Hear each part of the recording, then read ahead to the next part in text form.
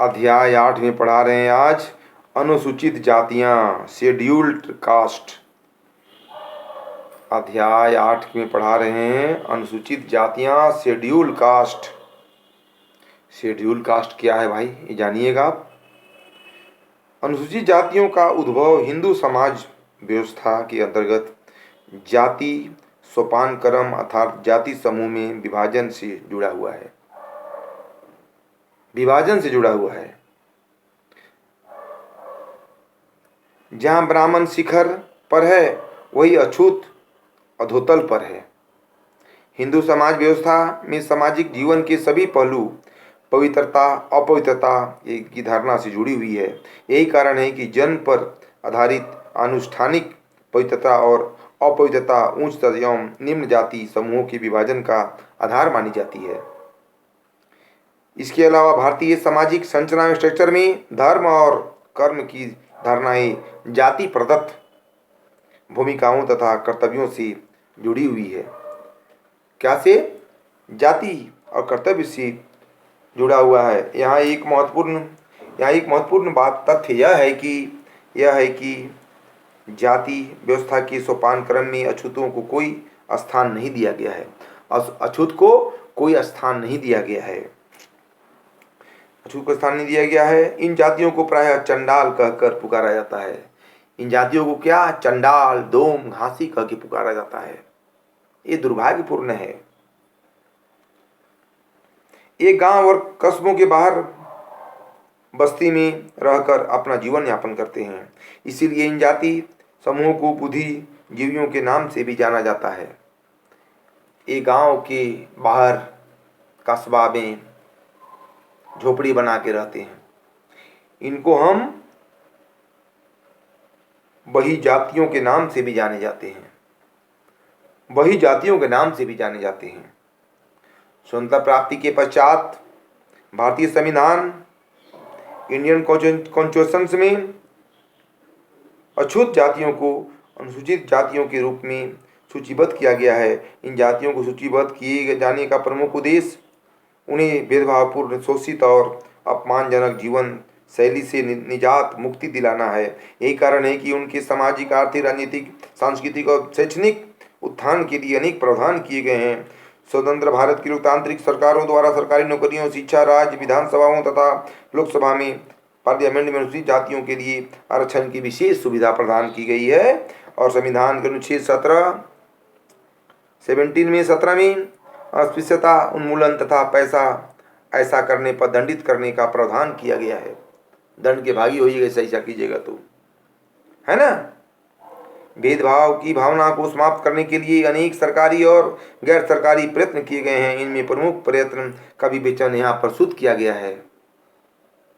बात समझ रहे हैं? अब देखिए क्या प्रस्तुत किया गया है वो समझिए और जानिए।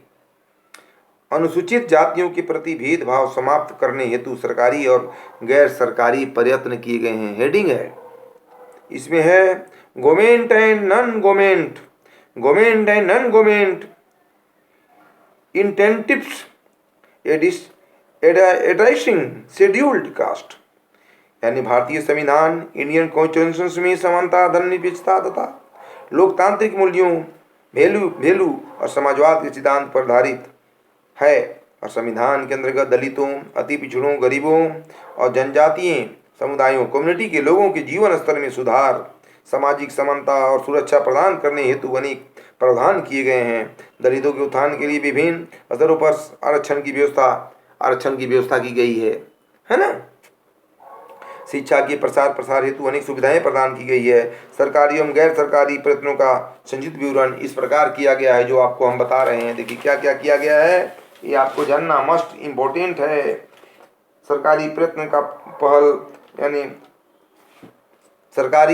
पहल किया गया है। गवर्नमेंट इन इंडिया ने क्या किया है, अनुसूचित जातियों की स्थिति में सुधार हेतु जो भी प्रयत्न किए गए हैं वे प्रमुखता स्वतंत्रता प्राप्ति के पश्चात प्रारंभ हुए। परंतु वास्तविकता यह है कि इन सुधारवादी प्रयत्नों का प्रारंभ ब्रिटिश काल से हो रहा है। कब से हो रहा है? ब्रिटिश काल से हो रहा है इसके सुधार के लिए उपाय, है ना। अब जानिएगा अनुसूचित जातियाँ जिनमें प्रायः उन जातियों और जनजातियों को सम्मिलित किया गया था जो सदियों से सामाजिक भेदभाव, शोषण और अपमानजनक व्यवहार का शिकार हुई है। शोषण, अपमानजनक शब्द का शिकार हुई है उनसे। इस संबंध में सन 1850 में जाति नियोग्यता निवारण अधिनियम भी लागू किया गया, जिसका उद्देश्य धर्म या जाति परिवर्तन के कारण उनके नागरिक अधिकारों में कटौती नहीं करना था। इस प्रकार ब्रिटिश शासनकाल में अनुसूचित जातियों व जनजातियों के सुधार हेतु कुछ अन्य कार्यक्रम भी चलाए गए थे। क्षमता प्राप्ति के पश्चात दलितों के उद्धार हेतु चरणबद्ध रूप से निम्नलिखित प्रयास किए गए हैं, जो निम्न प्रकार है। कौन कौन है? चरणबद्ध प्रयास किए गए हैं और निम्न प्रकार हैं। पहला क्या है? आरक्षण की सुविधा, फैसिलिटी ऑफ रिजर्वेशन, आरक्षण की व्यवस्था किया गया है। फर्स्ट पॉइंट है फैसिलिटी ऑफ रिजर्वेशन। समाज के कमजोर, उपेक्षित और दलित वर्गों की समाज को मुख्य धारा जोड़ने के लिए भारत सरकार ने अनेक विभिन्न आरक्षण की व्यवस्था की गई है। हाँ, इसमें है ए में संविधान के अंतर्गत राज्य विधानसभाओं, विधान परिषदों, लोकसभा तथा अन्य सभा में अनुसूचित जनजातियों की जनसंख्या अनुपात के आधार पर कुछ निश्चित स्थान सुरक्षित किए गए हैं। इसी में बी है क्षमता प्राप्ति के पश्चात निर्वाचित भारत सरकार द्वारा यह तथ्य तय किया गया है कि सार्वजनिक सेवाओं में अनुसूचित जाति जनजातियों के लिए कुछ स्थान सुरक्षित किए जाएं तथा शैक्षिक योग्यता एवं आयु सीमा में उन्हें विशेष छूट का प्रावधान किया गया है। यही कारण है कि आज प्रत्येक विभाग में रिक्तियां हेतु जारी विज्ञापनों में दलितों के लिए अलग से स्थान सुरक्षित किए गए हैं। पहला में ए बी दो तरह का। और दूसरा पॉइंट आइए, जाति संबंधी नियोग्यता निवारण अधिनियम क्या है, कब बना है, कैसे बना है, इसके बारे में जानिए। यह है 1850 में कास्ट डिस्ट्रीब्यूटेशंस रिमूवल एक्ट 1850 में बना है। जातिगत नियोग्यता निवारण अधिनियम स्वतंत्रता प्राप्ति के पूर्व ब्रिटिश शासनकाल में लागू किया गया था, जिसका उद्देश्य धर्म में जाति में परिवर्तन के कारण संबंधित नागरिकों के अधिकारों में कटौती न करना था। इनके साथ ही यह अधिनियम सार्वजनिक स्थानों पर दलितों को प्रवेश की अनुमति प्रदान करता है, कहीं रोकना नहीं है, इसको प्रवेश करने की अनुमति प्रदान की गई है इसके अंतर्गत। तीसरा है अस्पृश्यता उन्मूलन अधिनियम 1955, द अनइंट्रोडक्टिबिलिटी ऑप्शंस एक्ट 1955 में लागू किया गया। अस्पृश्यता भारतीय समाज का सर्वाधिक घृणित पहलू है, जिसे आमतौर पर छुआछूत के नाम से जाना जाता है।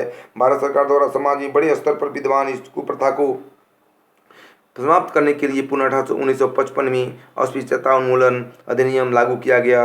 अब आइए इसी में ए संविधान के अनुच्छेद 17 की धारा 4 के अंतर्गत यह प्रावधान किया गया है कि प्रत्येक व्यक्ति को सार्वजनिक स्थानों जैसे मंदिर, कुआं, घाट आदि स्थानों पर जाने के लिए अनुमति प्रदान किया जाए, है ना, सभी जगह जाने की अनुमति प्रदान किया गया। दूसरा में है बी में इस अधिनियम की धारा 5 के अनुसार सार्वजनिक स्थानों में शैक्षणिक संस्थाओं, चिकित्सालयों, अन्य महत्वपूर्ण स्थानों में प्रवेश का अधिकार दिया गया।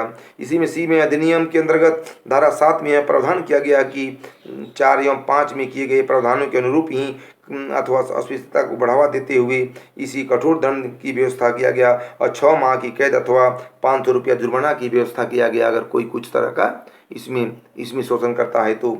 और चौथा पॉइंट है नागरिक अधिकार संरक्षण अधिनियम 1976 में लागू किया गया। इसके अंतर्गत अछूतों के अधिकारों को संरक्षण हेतु दंड का प्रावधान किया गया।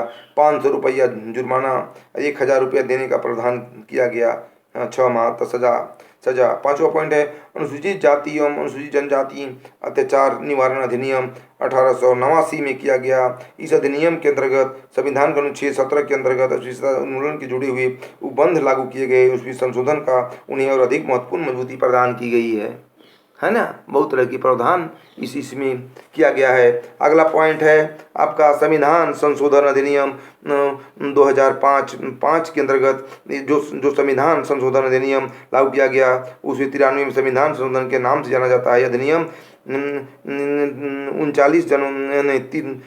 30 जनवरी 2006 को लागू किया गया।